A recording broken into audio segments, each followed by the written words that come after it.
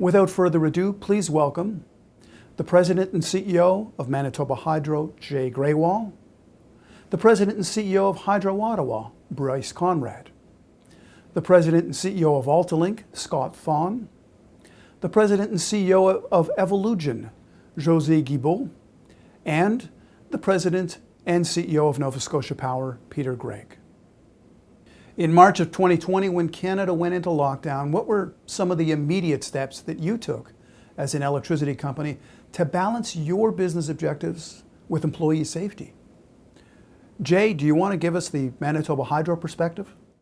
Well, it's a good question. And, everybody on this call, we're all essential services. So it was critical that we continue to serve our customers. The biggest impact that it had was 2/3 of our 5,400 employees moved to a model of working remotely, and 1/3 are still active in the field and with the support services that they need. Critical was building in redundancy, and redundancy not only from the perspective of having access to materials and PPE, but redundancy in terms of if there was ever an outbreak in any particular area that was critical for the 1/3 that were still serving our customers on the front line, that we had redundancy built in so that we could shift work crews, whether it's in system operations, whether it's in the warehouses and the like. The one thing I think that's unique about Manitoba Hydro is we're in a major capital build, an $8.7 billion project in the north, a new generating station, and we had to bring in amazing numerous levels of protocols to be able to ensure that we continued to advance this project, because every day we would lose on productivity would just increase the cost more. So a lot of work that was done on that side with public health to ensure we kept that project going forward. We kept our employees there safe, and just as importantly, we kept the communities in the north safe. Peter, what's the view from Nova Scotia Power? A very similar story to Jay's. I think we probably have similar stories to tell. So we focused, on office employees. How do we quickly get them home with connectivity to the office? And that's not only laptops, iPads, but it's also VPN, secure VPN access. And then the protocols for our transmission and distribution workers going down to single occupant and vehicle, and making sure we could augment the fleet to get employees to work sites. And then, unique protocols for each of our generating stations, which has a different design. And so space was limited. So, putting up temporary barriers, making sure we had access to all the appropriate PPE.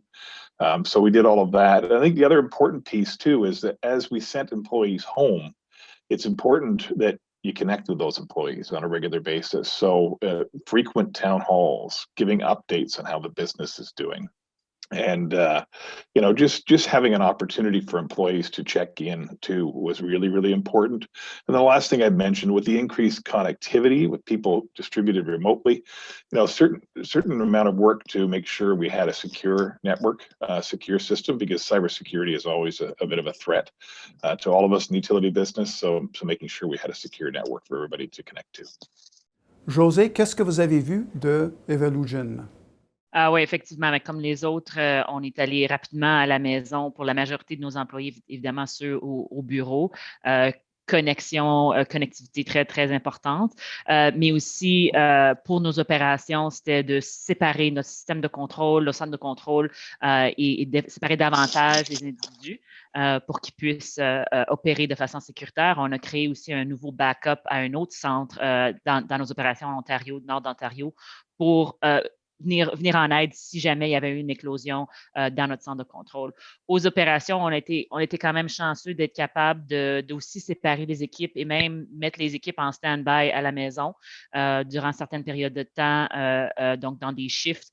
Donc, ce qui voulait dire qu'il y avait des employés à la maison qu'on n'utilisait pas, mais qu'on payait quand même, parce qu'on voulait juste minimiser le risque autant que possible.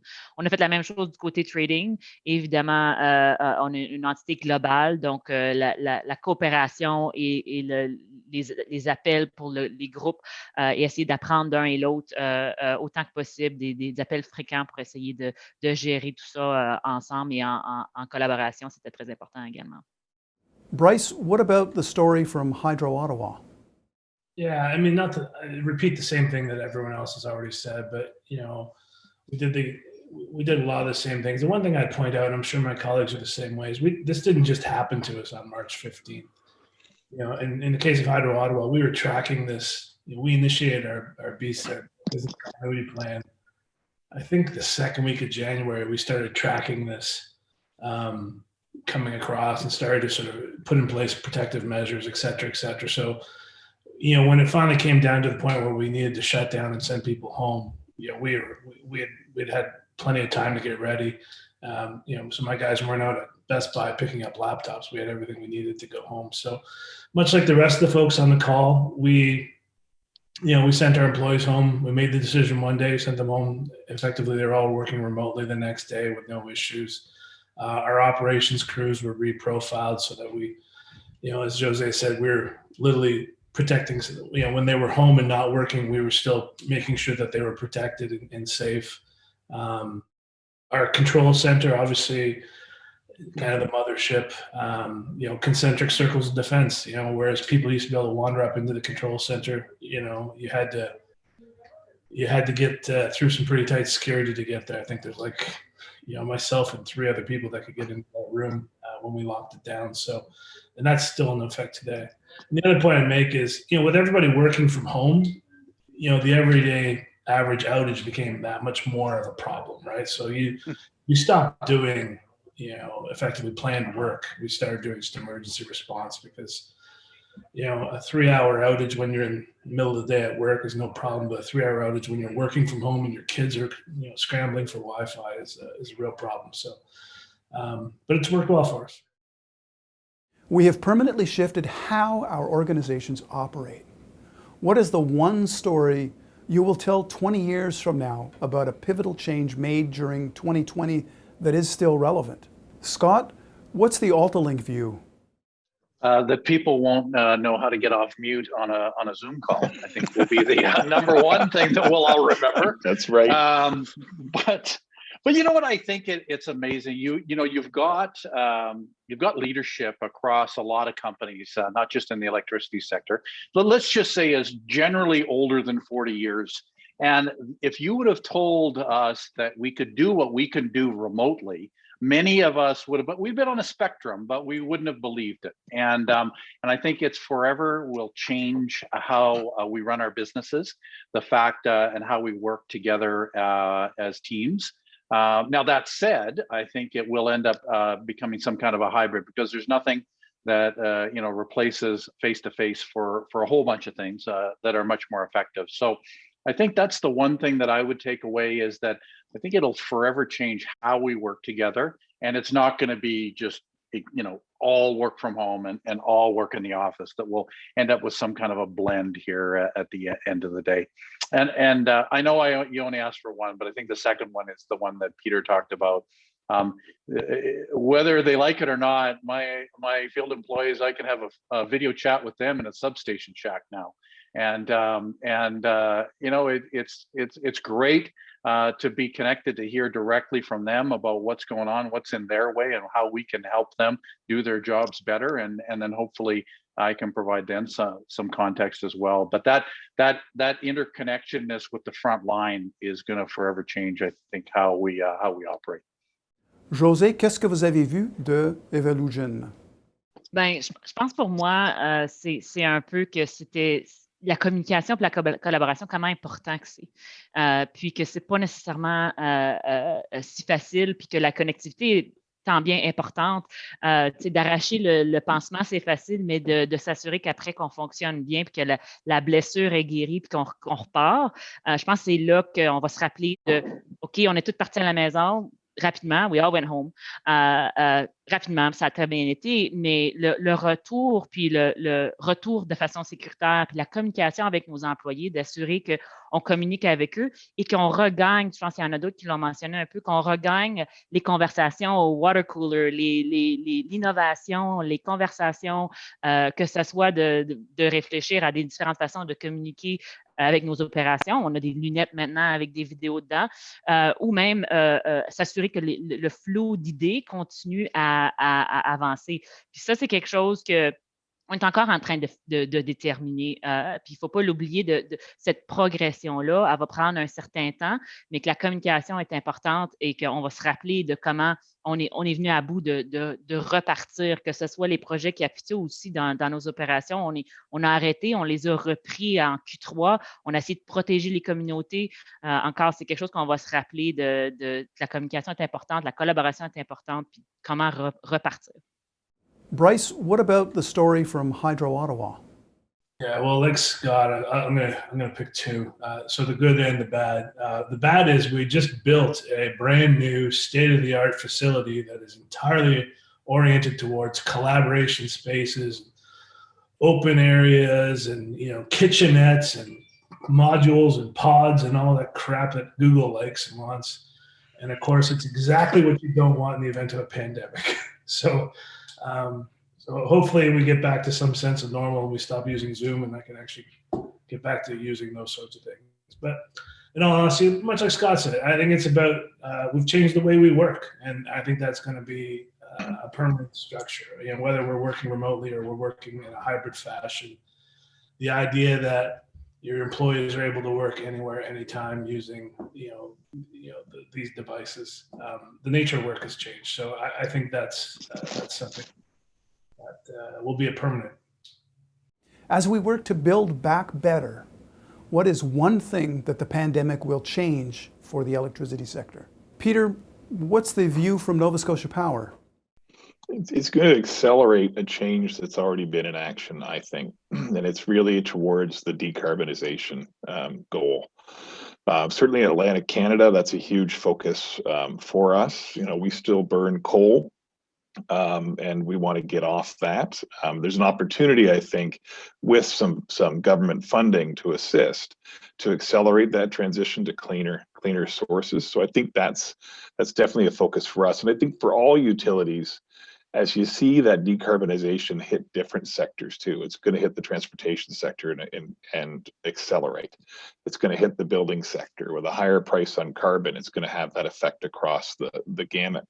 And so I think that's an opportunity for companies like ours as we see load growth, we see different ways of serving our customers. So I think just to sum it up, it's really an acceleration of forces that were already in play.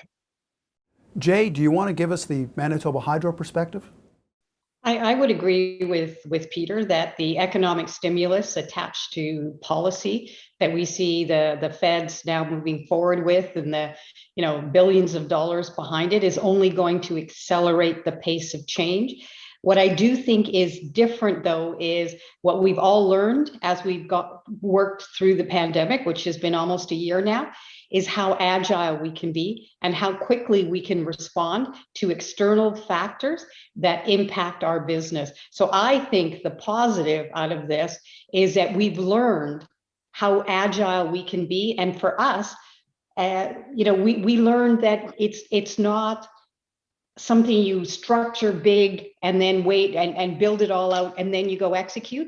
You engage your employees in it, you give the parameters, they know how to go get it done. And it was our employees that got us to a place where we ensured reliability and safety for our public and our employees, because they went and figured it out. It wasn't a top down, and it was and that is going to be critical in an environment where we need to be agile. So we're learning to actually empower and trust our employees more, which I believe is going to be even more important in the evolving energy landscape that we're all going to be facing. Scott, what's the AltaLink view? Well, you know what, I might pick up on both Peter and Jay a little bit, and just say that I think that the Build Back Better is going to be around our cybersecurity piece. We are going to be much more. We know that we can work much more remotely, and we're going to want to continue to do that. And we'll get this. We need to build out that infrastructure so that we can work that way quite safely, because we're going to really want to do it. And to Jay's point, we've learned that we can be very agile in that, and that's going to be absolutely required as we move forward, whether it's changes in carbon policy or whatever's ahead of us. We know we can do it, but our big Achilles heel of working in this way is going to be cybersecurity. So I think we're going to, when we're talking about building back better, we're going to have a lot more attention on that than we might have in the past, as we try to really make sure that that is robust and can do all the things that we know it can do. Josée, what are perspectives from Evolugen? On the agility side, like I think also some of the benefit that we have in being able to invest in multiple products is the agility that we'll have to be able to invest in things that will stimulate also that electricity sector. And with the decarbonization that others have highlighted, the flexibility of being able to invest in green hydrogen and the electrolyzers that will produce that, or other biofuels or other products that will need the green electricity that we're producing. It's that widening of the scope of what we can invest in and how we can continue to stimulate the electricity needs of the electricity sector. Thank you to our CEOs for taking the time to reflect on 2020. Your insight is always valued. And now, I want to turn things over to two members of CEA's leadership team, Michael Powell, Vice President of Government Relations, and Julia Muggeridge, Vice President of Marketing and Communications, to discuss the government's movement towards net zero 2050. And thank you to Oracle Utilities for sponsoring this discussion.